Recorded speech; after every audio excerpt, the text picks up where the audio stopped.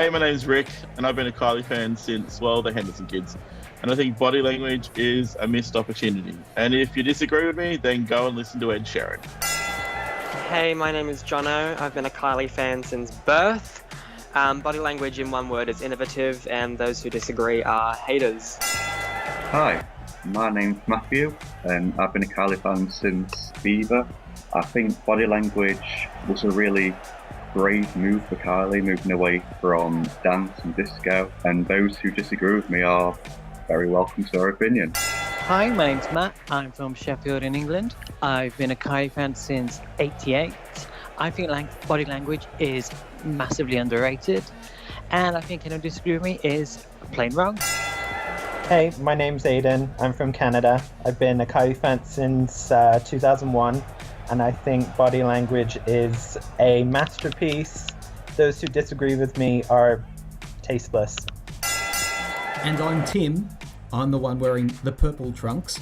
Body language was, at the time, an infuriatingly cynical attempt to capitalise on the American success of Fever. It patronised her legion of loyal fans. It left them behind in the dust. It is a prime example of what happens when Kylie is not honest about who she is or what she does best.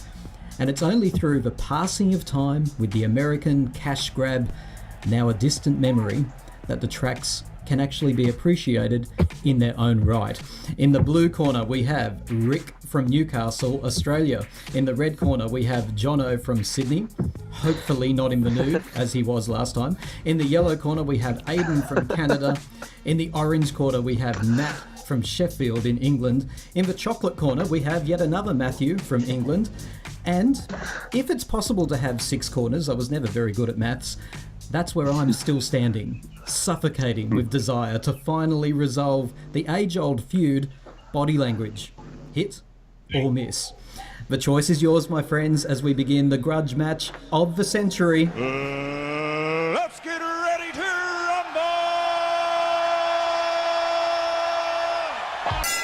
rumble! Rick, are your KM fighting gloves on today? They are. Okay, you're wearing hot pants or boxer trunks today?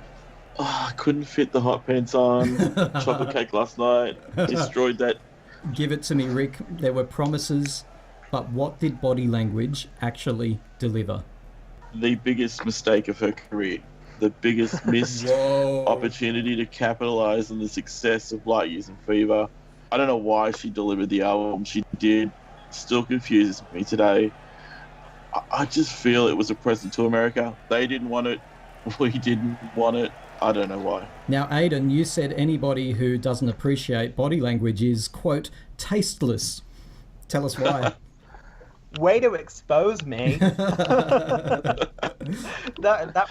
was just the first word that Oh, came no, to don't mind. backpedal now, Mr. Canadian. Stand by your words. Well, okay. So I love the album. I just love it, and we mentioned what I mentioned in the last podcast. I like it when Kylie is a little bit more experimental. Matt from Sheffield, your thoughts on body language? It was an album that, at the time, took a little while to dig its way into my, I don't know the right word, or my psyche or whatever. It was an album at the time where I listened to the first half a lot, and then maybe not so much the second half, and then somehow that flipped, and then eventually the album as a whole worked for me really well. I don't know, it's an album that now will get more repeated play than Light Years or Fever will get now. I really enjoy it now. I think it's just a smarter album. We have another Matthew from England. Matthew, what part of England are you from? I'm actually from Sheffield as well. Oh, you're Just outside joking of me. Sheffield. This is just... How am I supposed to differentiate that? So I've got Matt and Matthew both from Sheffield. That is phenomenal. You two have got to get down to the pub. You've got to get down to the pub together. So Matthew from England, as you're now known, tell us your thoughts on body language.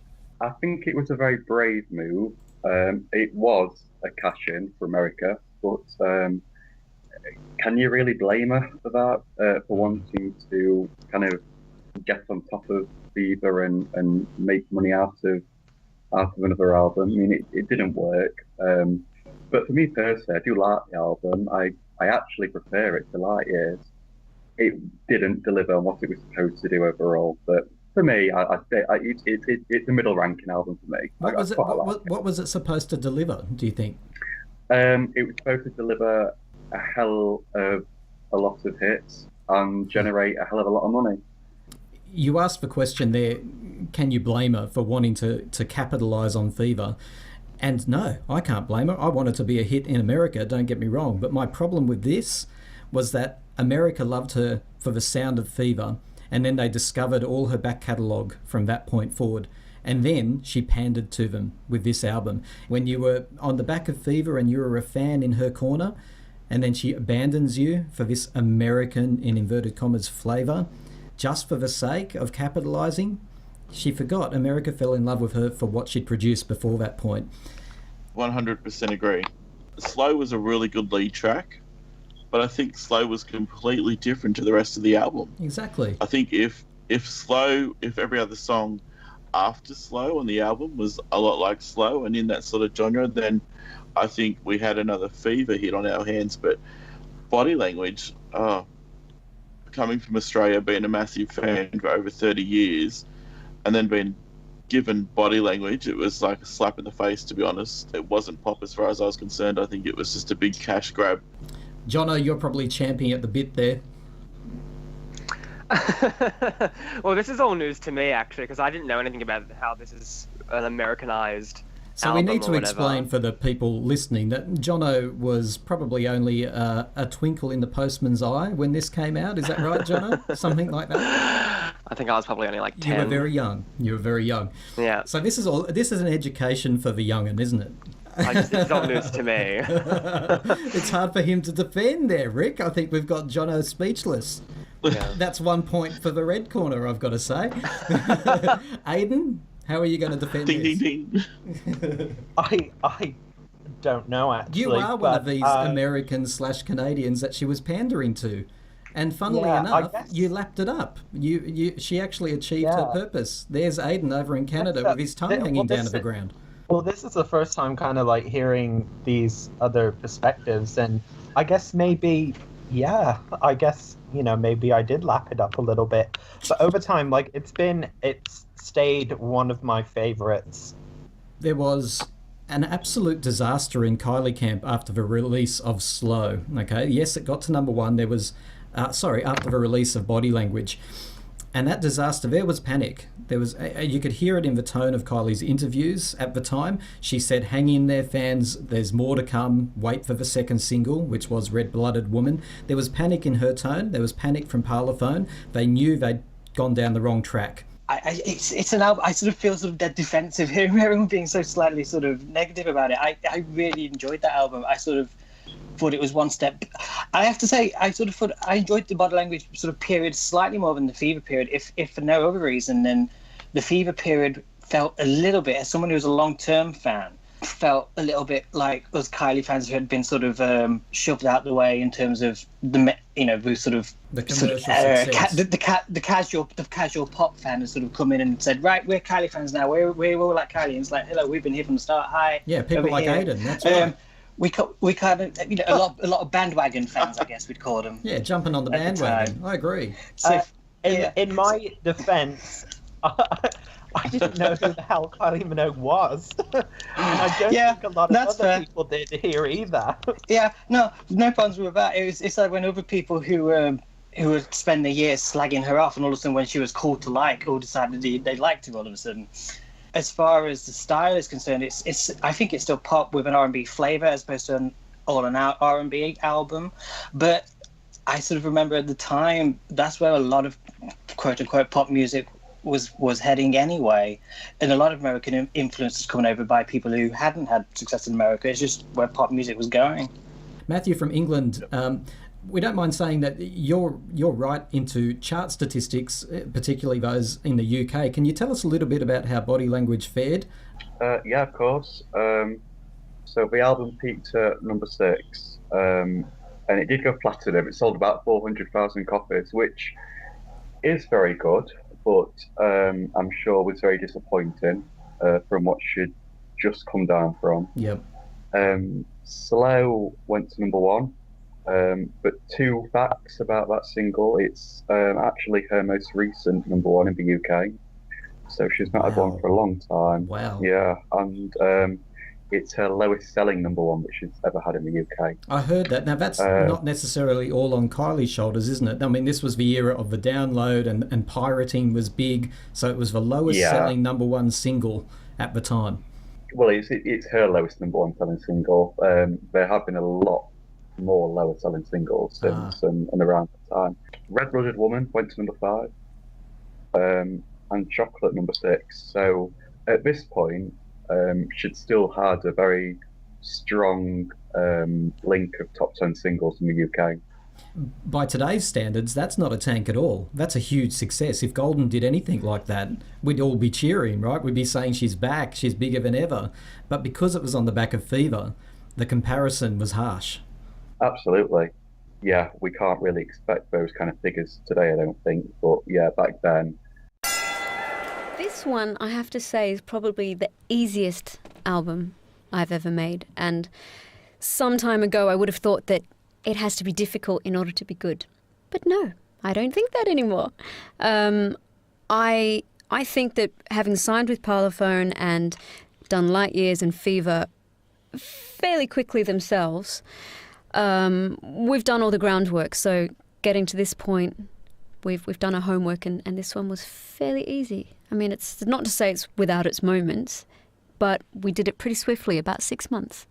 For a start, I've worked with some writers and producers that I've worked with before, so that's like a reunion. I walk into the studio and we're all so happy to see each other. We know where we stand and what we do best and how to work. So that reduces a lot of time.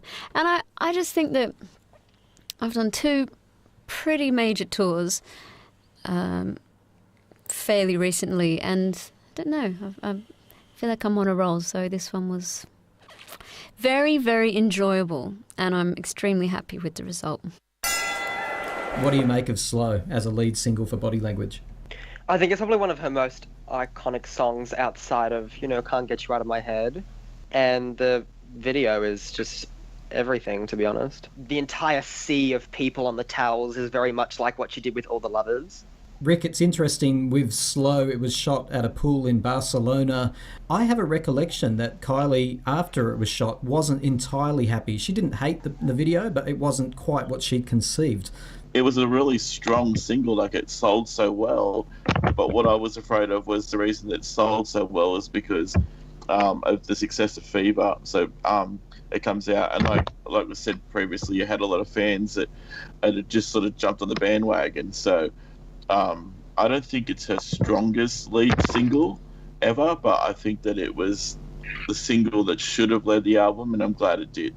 Stylistically, the look for Slow and the whole imagery of Body Language was phenomenal. Like, she looked amazing, arguably better than Fever, and she already looked top-notch there. Here in Canada, unfortunately, it is her last hit to date. Here, top 10 anyway. It went to number 6 here. I love it. I just remember hearing it for the first time, and I was just like, oh, she did it again. And it's just the whole synth throughout it. It's very, very, very sexy. It is. I think it's a very Kylie track still at its core. I think it was the perfect choice for the lead single. I like the video as well. And like you said, she looks absolutely amazing. The fans dub it Bardot-ly, like Bardot Kylie. Yes.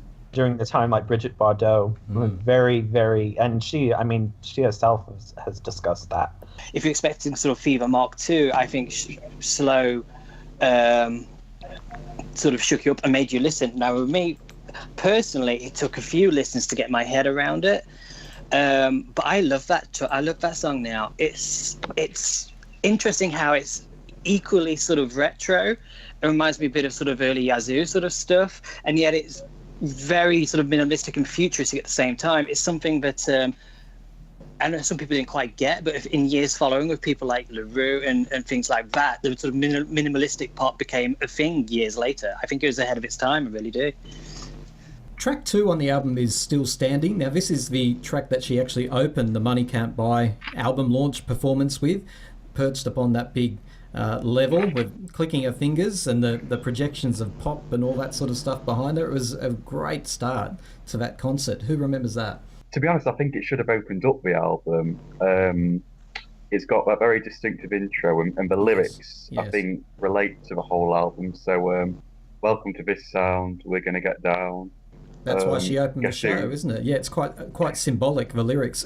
People say it sounds like a Prince song too. I could never quite hear that myself. No, I'm quite a Prince fan, and I can't hear that. But I certainly didn't see it as single material. I actually completely agree. It should have opened the album instead of Slow. I think it really encompasses the album really well. I love that it opened the Money Can't Buy show, and I think if she did a full tour, it would have opened the tour as well. It wasn't written by her, but I think it really catches her career at the time. If you listen to the lyrics a little bit, do you want to hear me sing pop?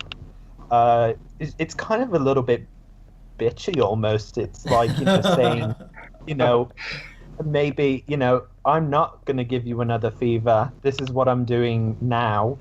At the time, maybe it was a little bit of a bitch slap, like, I'm still standing on, I'm back. Guess who's back on top? You know what? Haha, here's my new album, and it's not another fever. Track 3 on the album, Secret, Take You Home. Kylie back. One Boy Girl comes to mind here. Kylie rapping. I always get a little funny look on my face when I think of Kylie rapping. It amuses me and it delights me at the same time. Buckle up, baby, feel my speed. Rick? I like it. I like it. The lyrics are pretty cool too. But that's it. That's really. it? I thought it was a missed opportunity for a single if she was for a fourth, because this actual album only spawned 3 singles, whereas with you get to Light Years and you get to Fever, and that's 5 and 4 singles there, and it comes down to 3, and you're kind of like, oh.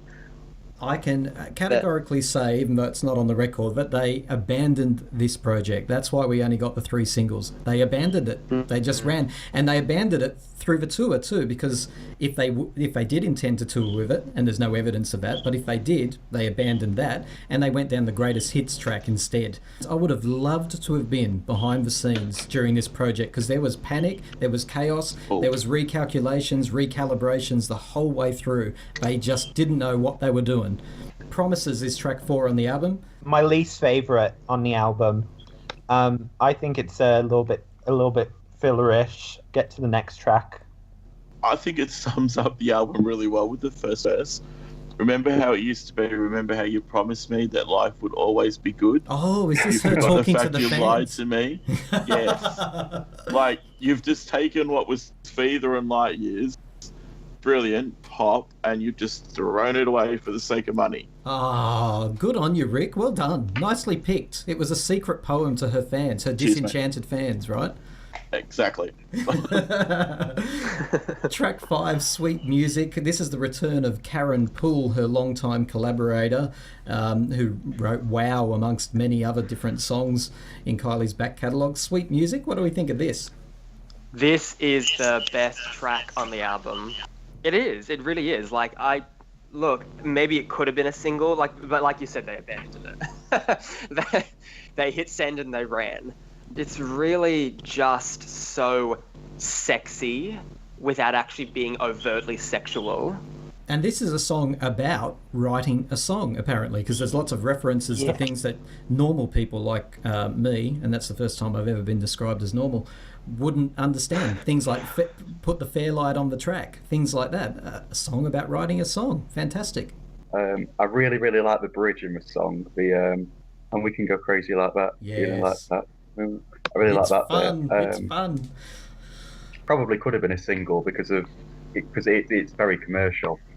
It absolutely could have been and should have been a single. And I imagine I can imagine a video being done for that. It could be so good. But they shot themselves in the foot from the start with that by sticking it as a B-side to Slow on a CD single in the UK. So you give away your best track for free from the off start. I think if this album, I'm hearing everyone saying about the Americanism and cynical and things like that.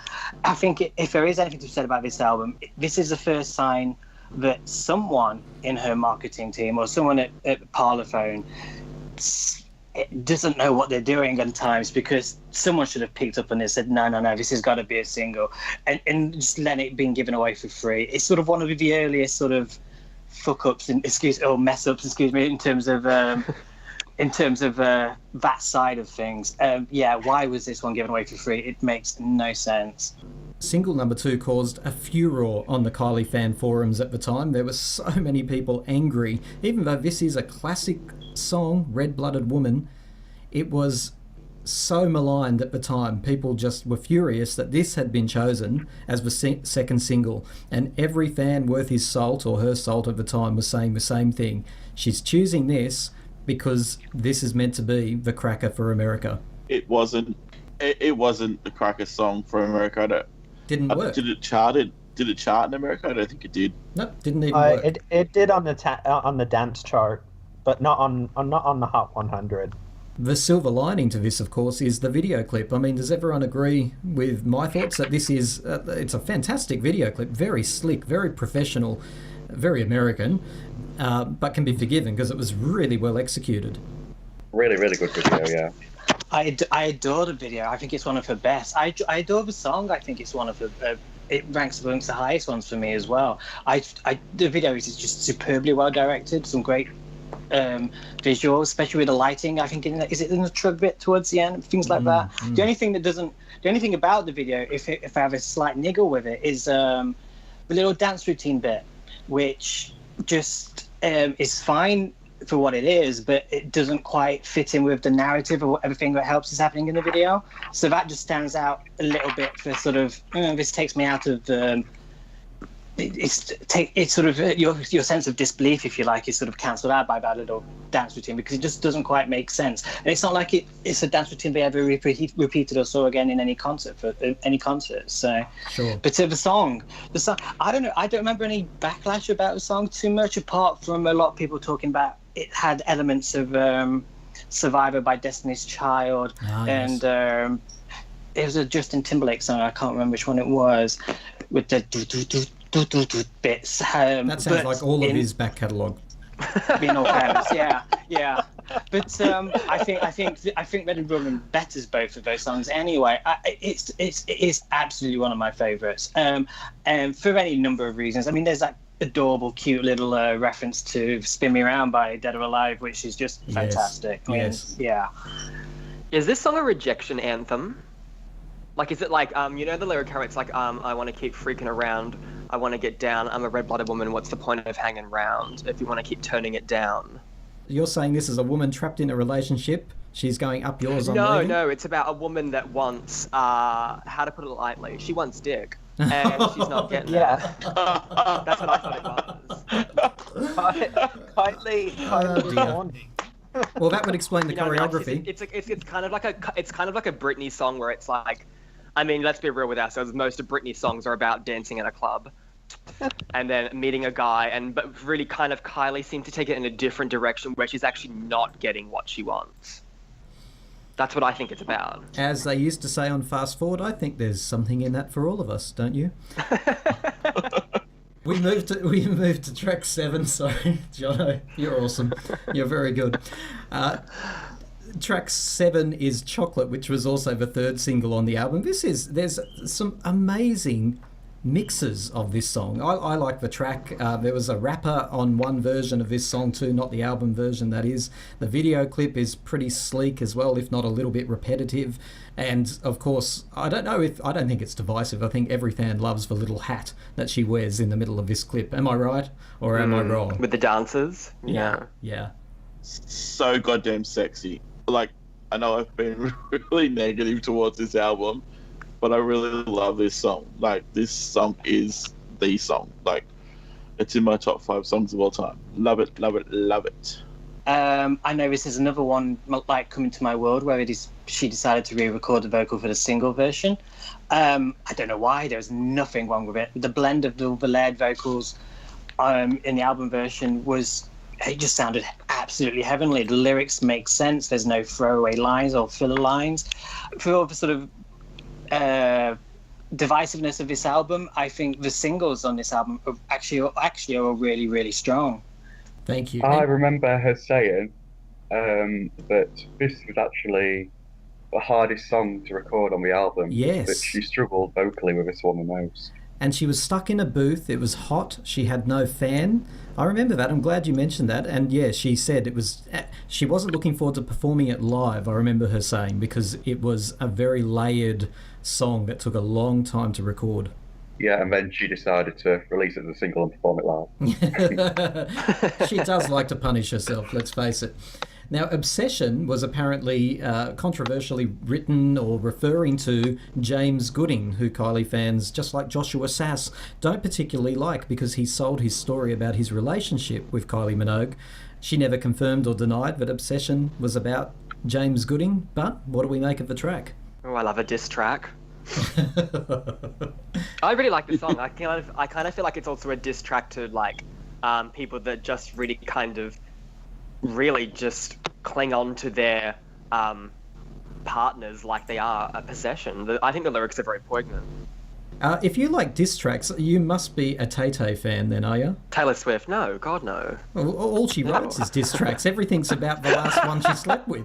Back-to-back diss tracks. Go and look her up. You'll Albums love her. forever. Oh, I know. I do listen to her music, but I don't pay for it. Oh, cut that out. Cut that out. I'm going to get a subpoena. I'm going to get a subpoena in the mail. Hang on. FBI knocking there, Jono. Yeah. What? Yeah. I Feel For You is where Kylie seems to sort of drop her marbles, lose her marbles, or whatever you say. She goes a bit quirky here, doesn't she? She goes a bit strange on I Feel For You. This I don't is actually one know what... Sorry, my go on. This is one of my favourite Kylie tracks of all time. And I'm starting to think every time Kylie loses her marbles, your tongue rolls down to the floor. It. Yeah. There's a theme here. This is one of my favorites since my very first listen of the album, and I think she completely missed the opportunity to perform it live. Although I think it would be very challenging live, actually, to recreate. And I didn't know for years what the backing vocalist was saying in the song. What was she saying? I think it's like the rainbow or something like that. I think on the interview disc, I think she's actually asked that came out for the time what the sample is. It's a sample of something, and even she doesn't know. I think on that, even she says, "Oh, I just do what everyone else does," and just goes when she's singing along to it. It works, whatever it is. I think it works. It's a curious song, but I kind of like it when she does things that's sort of left of center. This is my favorite song on the album. I know I said Sweet Music Goes Off, but like there's something so weird and experimental and like soundtrack about this. And that kind of that I don't want to make the sound because it's so embarrassing, but like that weird backing track is Can like... you try, Jono? Yeah, or whatever. But I don't know what it is, but like, and I don't know what she's saying, but honestly, it just kind of really fits the song. I don't even know what the song's about. Like it's one of the few ones where I don't actually analyze it. I think they just got someone in the studio by accident who happened to be choking on a peanut. And then they thought, I'm going to use it. That sounds good. Very musical, that choking. Or a corn Hey, dog. Kylie, we've got this for your album. Someday. I think it's very boring, to be honest. I think it's one of the weakest songs on the album. I think it could benefit from being a minute shorter or so. I agree with you that it's probably a little bit bland, but I think out of all the tracks on the album, this has the best lyrics. I really do. I don't know who wrote them, if she wrote them, someone else, but I mean, they're just sensational, the lyrics. They're so real. You have abused and used me, now I'm going home. I want my records back to get my heart on track. You think I can't be alone? Well, this woman's here to show you all. How dare you say, I will be back one day. You've taken me for granted. It's time for me to say. I absolutely love the lyrics. They're so raw and so honest and such a real relationship. Not a Hollywood relationship for a change. This is a real, I had a relationship with someone down the road and she turned out to be a psycho and I've got to go and get my stuff back. We're entitled to your opinion. Thank you. I think this is a good example Matthew of from England. Sorry to interrupt. I just have to say this. Matthew from England, you're just wise. You're just wise. Well, you have to pick your battles, don't you? Very good. Someday, who else wants to say something about that? I was just about to say, I sort of think this is one of those songs, and with what you're saying about the lyrics, I sort of think this is one of those songs where a little bit more grown up. I can't imagine this song being given to a teeny bopper pop singer at the time and them successfully pulling it off at very least. Is this the one, by the way, with the gentleman from 66 Sputnik lending a vocal? Is that on this one? Oh, listen to the silence. Yeah. There's a male vocal in there somewhere, right? It's been a while since I've listened to it. I must admit, I don't know if it's. I think it's this one, but I know if it's 66. There is a male vocal. Yeah, it's a guy. I forget the dude's name. I apologize, but I think it's a guy from 66 Sputnik, and it's who apparently that was apparently a reference point at the start of the album's conception, anyway. So it's interesting that he managed to get in there. I think that's. I think that's quite cool. I do like this song. I think the last 3 tracks on the album is a nice sort of cool down. It's definitely a much more mid-tempo album. Now, Loving Days, which is track 11 on the album, this is held up as a bit of a masterpiece by a lot of Kylie fans. I think this is definitely one of the standouts from the album, and don't think I'm going insane when I say this, but I think of forests at night, caves and cold weather, but something very warming from all of that. I think it should have ended the album. I think it's an absolutely spectacular track. Strong imagery, beautiful lyrics, and it obviously creates that sensation for you too, Matthew. Well, this is the track that she used for that EP to promote her perfume, wasn't it? It was Darling. Oh, Darling, yeah, something like that. Yes. She's put like 3 tracks from this era onto EPs to promote the actual perfumes and stuff, because she has So this is where I first listened to the song, actually, because I was looking at the single cover and she looks really sexy. Not single cover, the EP cover. I think it's begging to be performed. I would love to see her do it. It's definitely I think it's a little bit kind of the album's kind of ethereal moment, while being, even though it's a lot more down tempo. I love it. After Dark. Now, this was written by Kathy Dennis, who also had a part in writing Can't Get You Out of My Head, the biggest single of Kylie's career. But this is another song that's, divisive, I think. I personally love After Dark. I love the body language performance of it. But lots of fans talk about this should have ended up in the bin, yet alone the last album track. I like it. I really do. I think that it's one of the strongest tracks on the album. I really like it too, actually. I remember seeing she did it a few times on TV. I think she did it on the Top of the Pops special at some point. I think she did. Yeah, she did. Yeah. So we were almost teasing a 4th single. So that adds credence to the whole. It got dropped. The whole campaign just getting dropped because it looked like that's where we were going, and I wouldn't have objected to that if that had happened. Kathy Dennis apparently loved it enough to just charge into Parlophone Studios with it, saying, "I've got this track for Kylie." I really like it. About the only thing that sort of especially niggles at me slightly is hopefully someone can quote it better than I can. The first couple of lines on the second verse.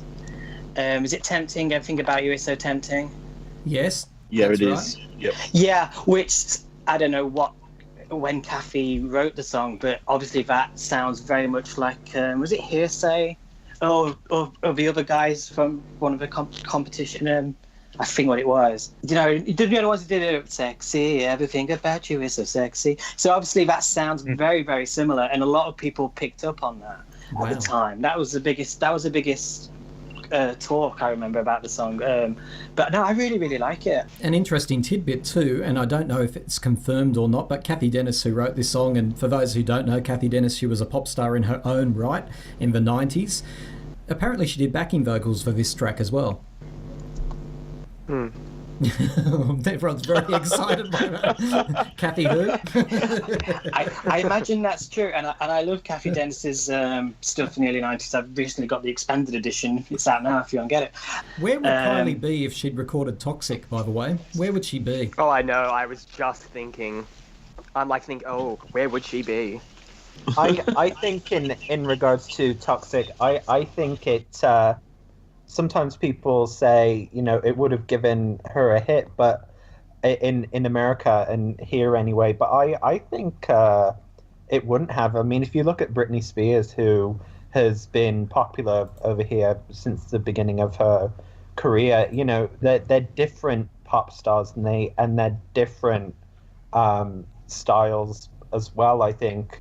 I don't think Toxic would have necessarily been a hit for Kylie at all. If she was, and even if she had recorded it with the rest of Body Language, I don't. It may have just ended up as a B-side or something of that nature, because I can't as good as a pop song as it is, and I'm not a Britney fan really, but as good as a pop song as it is, I can't see where it would fit in on Body Language. It would sort of stick out. I think she would have far saved it for Ultimate Kylie. That would have been a good call. Good call. The question to you all, do you listen to this album? Yeah, more than I do Fever and Light Years, yeah. Yeah. No, I listen to it in full all the time. I swear it's like a routine. Like once every month I sit down and I put on Body Language and I listen to it from slow through to You Make Me Feel, actually, because here in Canada we got two extra tracks. We got Cruise Control and You Make Me Feel.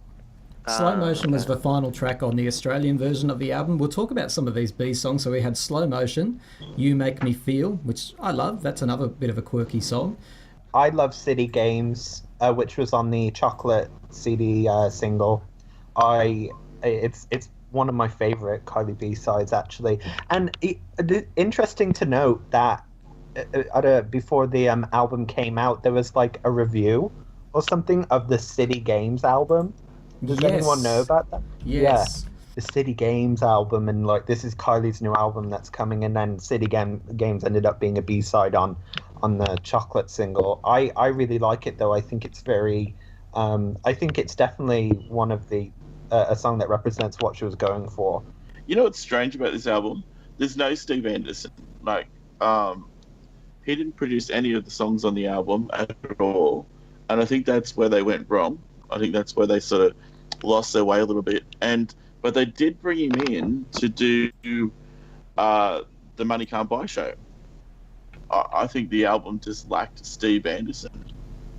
I have to say, in regards to the Money Can't Buy show, I don't know whose idea this was. I don't know if it was Kylie. I don't know if it was Steve's.